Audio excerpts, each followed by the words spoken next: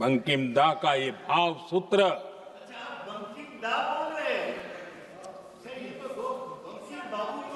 बंकिम बाबू बोले। अच्छा, thank you, thank you, thank you, thank you, thank you. आपकी भावनाओं के लिए मैं आदर करता हूं दादा, थैंक यू। हाँ,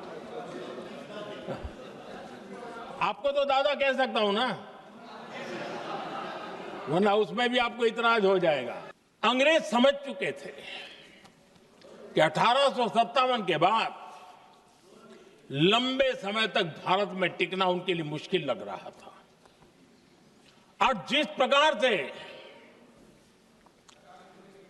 वो अपने सपने लेकर के आए थे, तब उनको लगा कि जब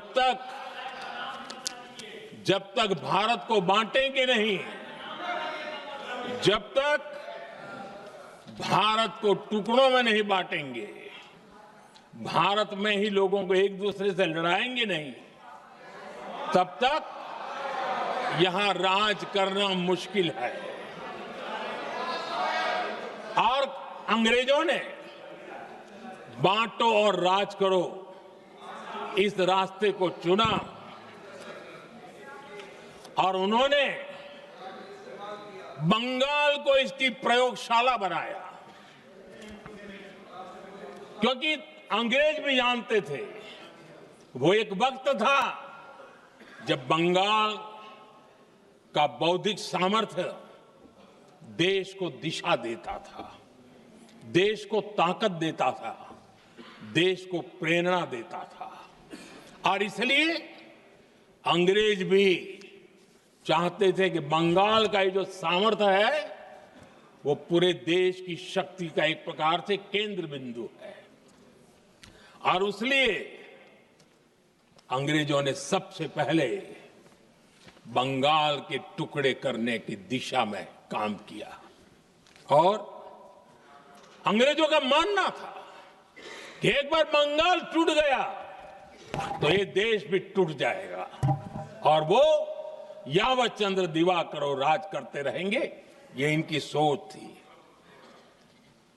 1905 में अंग्रेजों ने बंगाल का विभाजन किया, लेकिन जब अंग्रेजों ने 1905 में ये पाप किया तो वंदे मातरम चट्टान की तरह खड़ा रहा।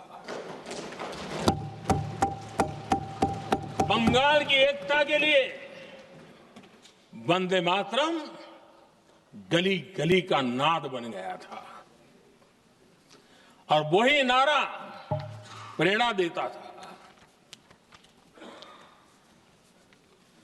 अंग्रेजों ने बंगाल विभाजन के साथ ही भारत को कमजोर करने के बीच और अधिक बोने की दिशा पकड़ ली थी।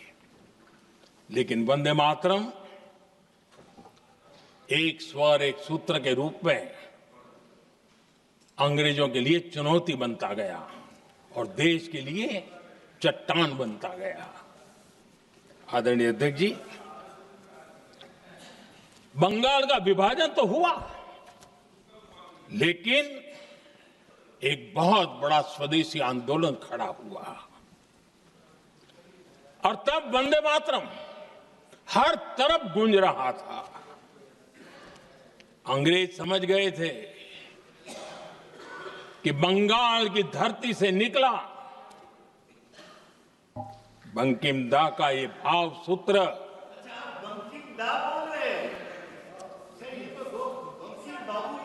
बंकिम बाबू बोले। अच्छा, thank you, thank you, thank you, thank you, thank you. आपकी भावनाओं के लिए मैं आदर करता हूं। बंकिम बाबू ने थैंक यू दादा, थैंक यू। हाँ,